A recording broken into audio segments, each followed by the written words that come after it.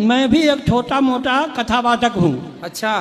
तो आपसे हमारी जिज्ञासा ये है कि राजा परीक्षित अपनी माँ के गर्भ में थे, हाँ तो भगवान अश्वत्थामा के ब्रह्मास्त्र से उसकी रक्षा किए, ठीक है। लेकिन वहीं उनका भांजा अभिमन्यु को भगवान क्यों नहीं बचा सके? परीक्षित की रक्षा तो गर्भ में जाके कर दिए, हाँ, लेकिन अभिमन्यु को नहीं बचा पाए, क्यों?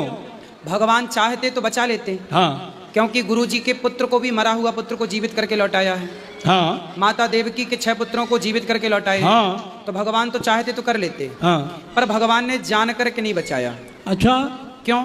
क्योंकि यदि महाभारत में अभिमन्यु की मृत्यु ना होती तो फिर कौरवों की, पितामह की इत्यादि जितने भी लोग हैं उनकी मृत्यु ना होती। क्योंकि कौरवों की तरफ से अधर्म स्टार्ट वहीं से हुआ।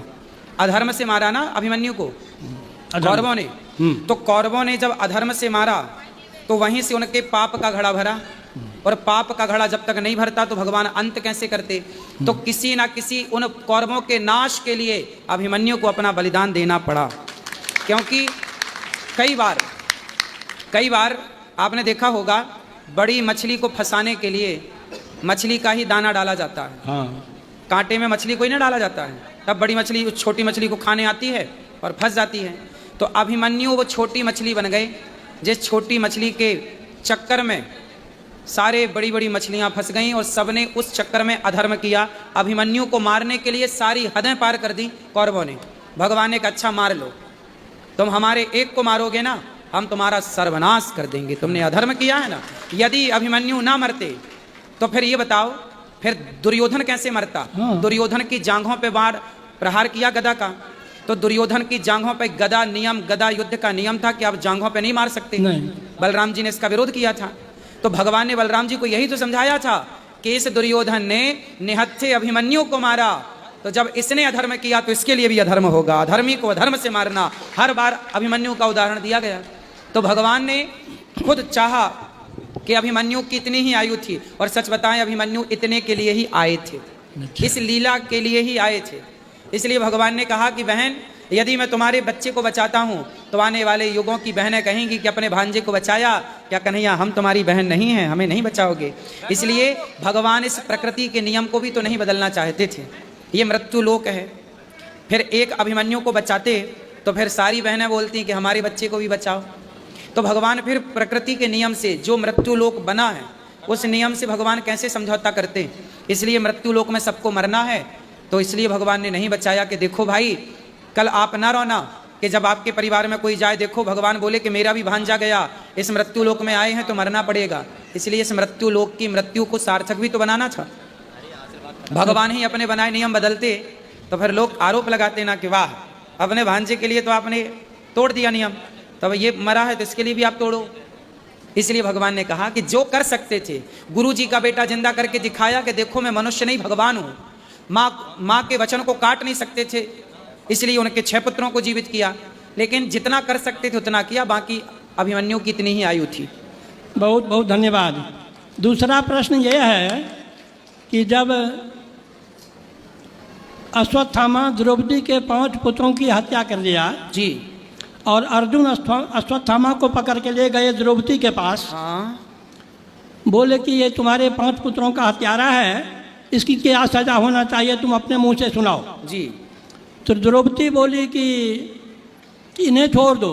हाँ, भगवान खुद बोलते हैं ब्रह्म बंधुर न हंतव्य आतताई बधा रहना। बिल्कुल, ब्राह्मण अवध्य होते हैं। बिल्कुल। तो अश्वत्थामा के लिए अवध्य बोले, द्रोणाचार्य के लिए अवध्य क्यों नहीं बोले?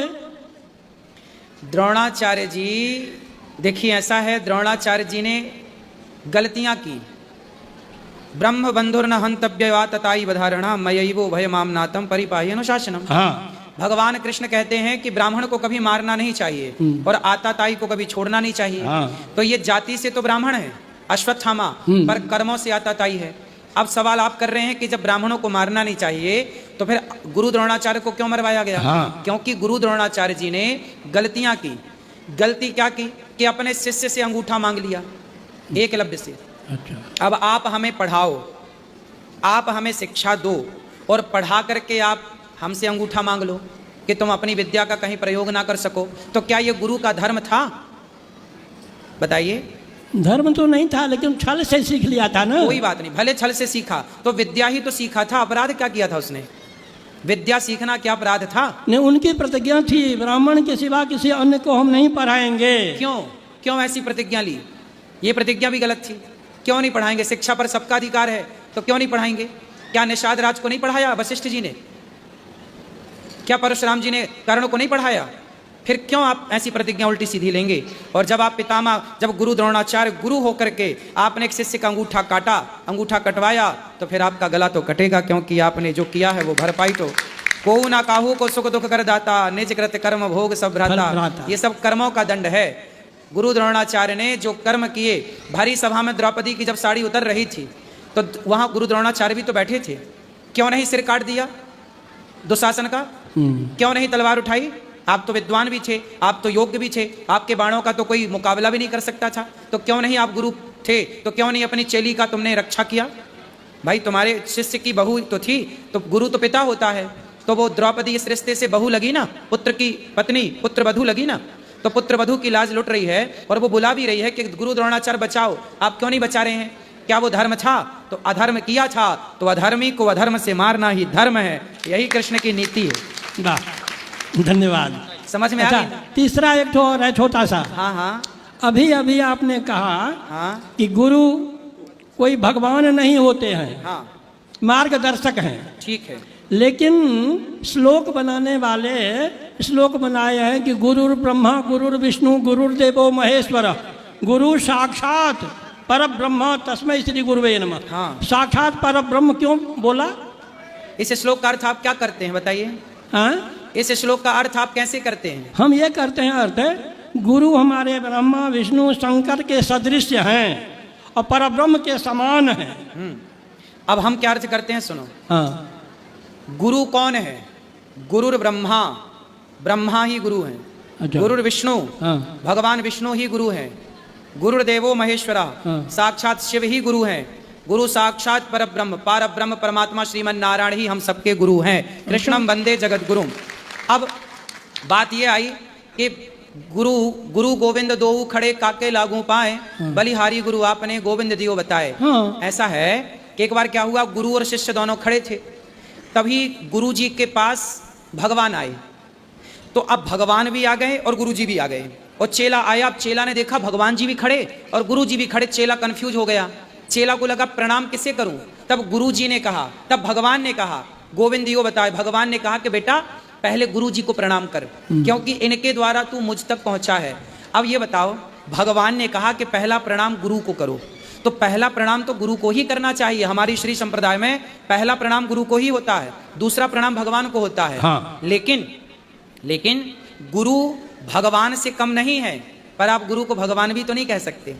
हमारी संप्रदाय में ये भी तो कह सकते, ये भी है ना कि जैसे स्त्री सबको तो अपना पति नहीं कह सकती ना, तुम भी मेरे पति, तुम भी मेरे पति ना, पति तो एक होगा ना।